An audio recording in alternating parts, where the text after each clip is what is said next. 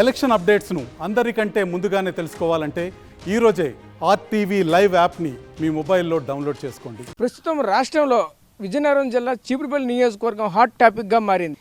ఈ యొక్క అసెంబ్లీ స్థానం నుంచి అయితే బొత్స సత్యనారాయణ అయితే మాత్రం పోటీలో ఉన్నారు. అదేవిధంగా టీడీపీ నుంచి చూసుకుంటే కళా వెంకట్రావు అయితే మాత్రం ఉన్నారు. ఇద్దరు కూడా అక్కడ ఉద్దండరాయలు అయితే మాత్రం ఈ యొక్క నియోజకవర్గం నుంచి అయితే మాత్రం పోటీ చేసిన పరిస్థితి కనిపించింది.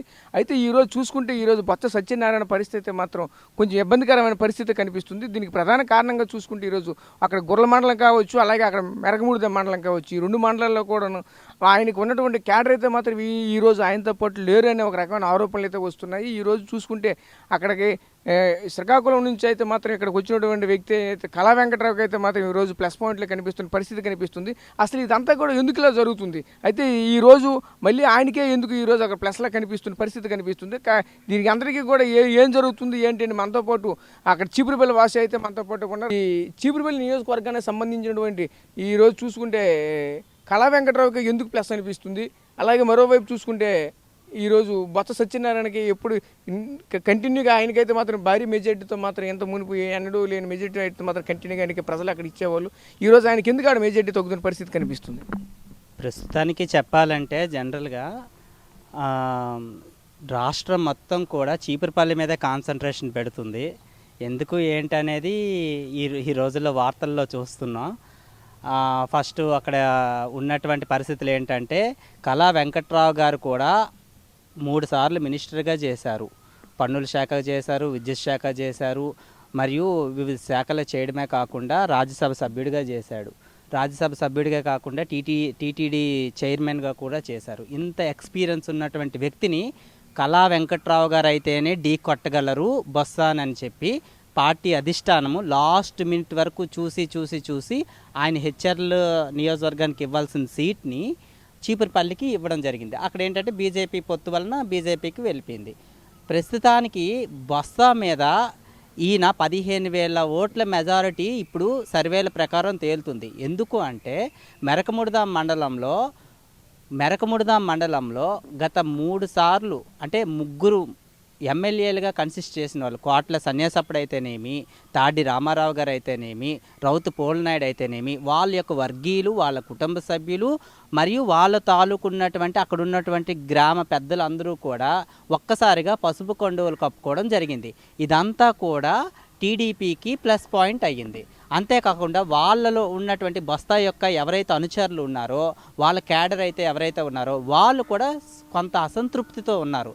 దానికి కారణం కూడా అంటే ఆయన ఓటమికి కారణం కూడా అదొక రీజన్ అని చెప్పొచ్చు.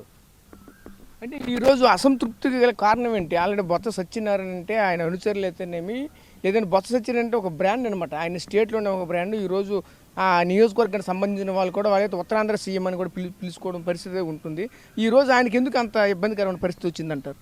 ఇబ్బంది అంటే ఇప్పుడు పంచాయతీ నిధులు ఉండడం లేదు. పార్టీని నమ్మి పంచాయతీల్లో జడ్పీటీసీలుగా ఎంపీటీసీలుగా పోటీ చేశారు. వాళ్ళకి వచ్చేసింది ఆల్రెడీ. వచ్చిన తర్వాత వాళ్ళు గ్రామాల్లో ఏ పని చేయడం లేదు, చేద్దామంటే నిధులు ఉండడం లేదు, అక్కడ నిధులు ఖాళీ అవుతున్నాయి.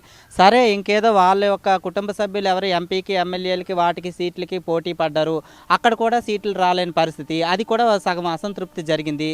కేవలం అసంతృప్తి వల్లనే మిగిలినటువంటి వాళ్ళతో ఒక ఏంటంటే ఖచ్చితంగా ఆయన గెలిచే స్థానాన్ని కూడా కోల్పోవాల్సిన పరిస్థితి వచ్చింది. ఇంకోటి చీపురుపల్లి పట్టణం కూడా ఎప్పుడు కూడా మైనస్లో ఉండేది టీడీపీకి. కానీ ఈసారి మంచి మెజారిటీ చీపురుపల్లి పట్టణంలో అయితేనేమి, గులివిందడ అగ్రహార గ్రామంలోనైతేనేమి ఎంపీకి ఎమ్మెల్యేకి కూడా చాలా పట్టు గులివిందడ అగ్రహారం. కానీ ఈరోజు ప్రజలందరూ మార్పు, ఎక్కడ చూసినా సైకిలే తొక్కుతున్నారు. కారణం ఏంటి తెలుసా?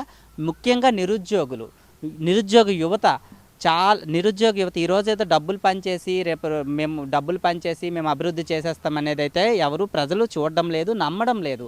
దీన్ని ఎలా చూస్తున్నారంటే ఒక ఉపాధి కల్పించాలి, ఖచ్చితంగా కూడు గూడు గుడ్డ కాదు, వాళ్ళకి కావాల్సింది విద్య, వైద్యము, ఆరోగ్యము, వసతి మరియు రాజ్యాధికారం అనే నినాదంతో ఈరోజు ప్రజలందరూ ఉన్నారు. ఈరోజు ఓటింగ్ శాతం చూస్తే రాష్ట్రంలో నేను ఎప్పుడు చూడలేదు ఇంత ఓటింగ్ శాతం, అంత బాగా వెళ్ళారు. ఇలాంటి ఓటింగ్ శాతం ఎప్పుడు పెరుగుతుంది? ఇప్పుడున్నటువంటి ప్రభుత్వం మీద ఆ యొక్క వైఖరి వ్యతిరేకత వలన ఆ ప్రభుత్వాన్ని గద్దె దించాలని ప్రతి ఒక్కరు కూడా ముసలోళ్ళ నుంచి తర్వాత వృద్ధులు తర్వాత ఇంకా వికలాంగులు అందరూ కూడా వచ్చారు. చాలా సంతోషం. కొంతమంది ఫారెన్ నుంచి కూడా వచ్చారు. ఇది అసలు ఇంకా చెప్పలేము దీన్ని. ఖచ్చితంగా కూడా కళా వెంకట్రావు గారే గెలుస్తారు, దాంట్లో నో డౌట్ ఎట్ ఆల్. 10,000 నుంచి 15,000 మెజారిటీ ఆల్రెడీ సర్వేలు చెప్తున్నాయి. ఈయన కూడా ఆసామాసి క్యాండిడేట్ కాదు కళా వెంకట్రావు గారు కూడా, అందుకని అధిష్టానం నిర్ణయించి ఆయన మీద పెట్టారు. రెండోది ఏంటంటే అభివృద్ధి కూడా ఏం జరగలేదండి చీపురుపల్లిలో. చూడడానికి కూడా అసలు అభివృద్ధి అనేదే లేదు. ఎన్నో 3 సార్లు ముఖ్యమంత్రి అయితే అయ్యారు కానీ 3 సార్లు మంత్రి అయితే అయ్యాడేమో కానీ ఎక్కడున్నాయండి? ఎక్కడ చూసినా కాలువలు బాగోవడం లేదు. జగనన్న కాలనీలు ఇచ్చారు, అక్కడ భూ కబ్జాలు జరుగుతున్నాయి, చెరువులు కప్పేస్తున్నారు.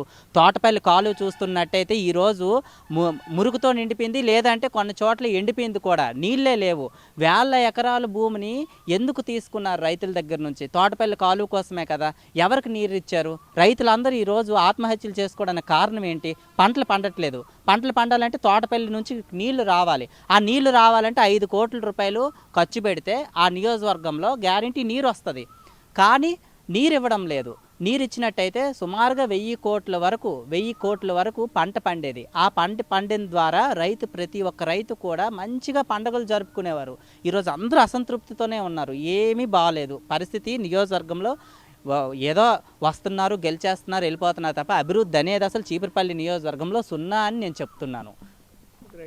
ఇది పరిస్థితి. అయితే నియోజకవర్గంలో ఎటువంటి అభివృద్ధి జరగలేదని చెప్తున్న పరిస్థితి కనిపిస్తుంది. అదేవిధంగా దీనికి ప్రధానంగా చూసుకుంటే ఈరోజు ఈ చీపురుపల్లి ఇంత హాట్ టాపిక్గా మారడానికి కారణం ఏంటంటే, ఇద్దరు గతంలో చూసుకున్న టీడీపీలో మంత్రివర్యులైనటువంటి కళా వెంకట్రావు ఉన్నారు. అదేవిధంగా ఇప్పుడు ప్రజెంట్ ఉన్నటువంటి మంత్రి అయినటువంటి బొత్స సత్యనారాయణ, ఇద్దరు కూడా ఒకే నియోజకవర్గంలో పోటీ చేయడంతో పాటు రాష్ట్ర వ్యాప్తంగా హాట్ టాపిక్ అయితే మారింది. ఈరోజు బొత్స సత్యనారాయణ ఓడిపోబోతున్నారు అనేది మాత్రం సర్వేలు వస్తున్న పరిస్థితుల్లో అయితే మాత్రం ఈరోజు అక్కడి నుంచి వచ్చినటువంటి ప్రజలకు కూడా ఈ నియోజకవర్గానికి ఏ అభివృద్ధి అయితే జరగలేదని చెప్తున్న పరిస్థితి కనిపిస్తుంది. అదేవిధంగా ఈ ప్రధానంగా చూసుకుంటే ఈరోజు అక్కడ ఆ నియోజకవర్గానికి సంబంధించిన 4 మండలాలు అయితే ఉన్నాయి. ఈ 4 మండలాల్లో ఈరోజు ప్రధానంగా చీపురుపల్లి పట్టణంలో మాత్రం భారీగా ఓట్లయితే కోల్పోయిన పరిస్థితి మాత్రం కనిపిస్తుంది వైసీపీ. అదేవిధంగా మెరకముడిద మండలం కూడా అదేవిధంగా కోల్పోయిన పరిస్థితి కనిపిస్తుంది. ఈ 2 మండలాల్లో కూడా గతంలో చూసుకుంటే ఎప్పుడు ఎన్నడూ లేనటువంటి మెజారిటీ అయితే మాత్రం ఆ 2 మండలాల నుంచి అత్యధిక మెజారిటీతో రావడం అయితే జరిగింది.